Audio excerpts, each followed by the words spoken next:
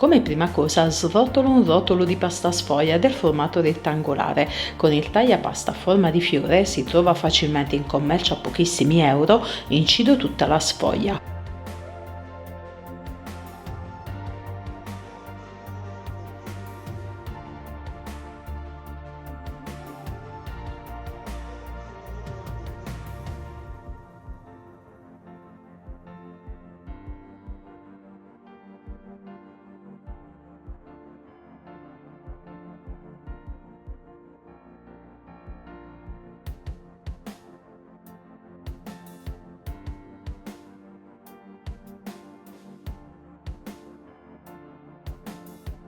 Bucherello con i rebbi della forchetta solamente la parte centrale del fiore.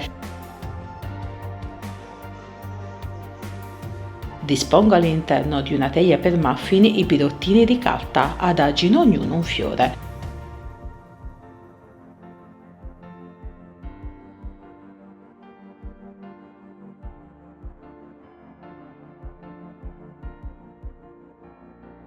Inforno la teglia in forno giaccardi statico e lascio cuocere a 200 gradi per circa 15 minuti o comunque fino a quando i cestini risulteranno belli dorati. Una volta cotti e raffreddati i cestini di pasta sfoglia, rimuovo delicatamente il pirottino di carta. Farcisco con la Nutella, si possono utilizzare 1000 farciture a vostro piacimento.